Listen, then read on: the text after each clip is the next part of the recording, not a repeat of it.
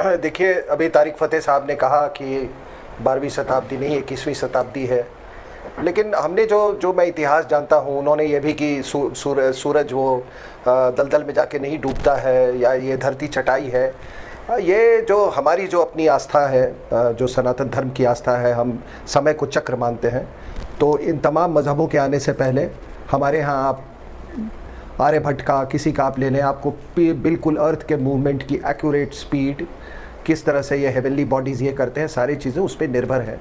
तो होता क्या है कि ये टाइम लीनियर नहीं है कि कल जो वो था, एक 8वीं और 10वीं शताब्दी में जब इनको थोड़ी अकल आई थी तो इस्लाम का भी बहुत एक गोल्डन पीरियड आया था, जब ये सूर्य सिद्धांत यहाँ से पंडित कनक ले गए थे, यहाँ से वो बगदाद के कैलिफेट में। तो ये होता क्या है कि ये जहालत ये समय के चक्र में कई जाहिल लोग आते हैं। और मैं आपको बता दूं दीपक जी कि डर हमको जाहिलों से ही हमेशा होता है। ये जाहिल आते हैं, पूरे आपकी जितना ज्ञान पूरा उसको नष्ट कर देते हैं।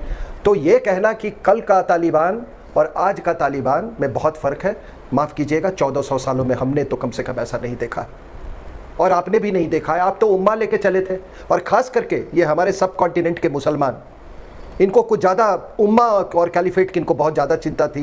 कैलिफेट मूवमेंट यहाँ पे चला, आज क्या हुआ साहब?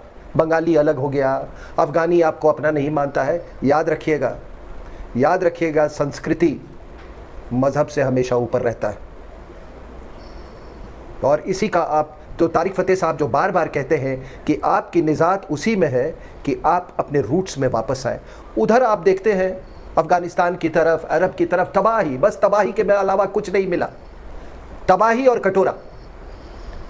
आप अपने रूट्स पे जाइए, ना आइडेंटिटी क्राइसिस नहीं होगी आपको, और जब आइडेंटिटी क्राइसिस नहीं होगी तो आपकी दशा और दिशा दोनों ठीक होगी।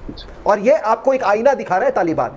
ये मत कहिए कि इंडिया उसको कह रहा है दाइश को, वो इस्लामिक स्टेट को। अरे तो अगर कोई बिकने वाला है, मजहब के नाम पे अगर बिकने वाले हैं तो लोग खरीदेंगे, चाहे वो अमेरिका हो, चाहे वो लोग बिक रहे हैं आपके यहाँ। आपकी उम्मा की उनको कॉन्सेप्ट नहीं है। वो कहता है हम तो भाई पश्तून है, हम अफगान है, उधर कोई कहता है हम ताजिक हैं, उधर ईरान कहता है हम तो पर्शियन है, अरब्स कहते हैं हम अरब्स हैं। तो आप अगर वो बिकने को तैयार है, लोग खरीदेंगे। और क्यों नहीं खरीदेंगे?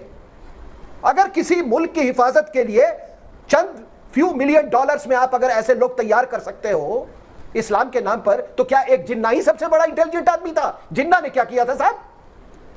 जिन्ना वो जिहादी, एक पढ़ा लिखा जिहादी था, उसने भी एक तालिबान क्रिएट किया कॉल्ड पाकिस्तान। तो आपको इस बात का दर्द नहीं होना चाहिए।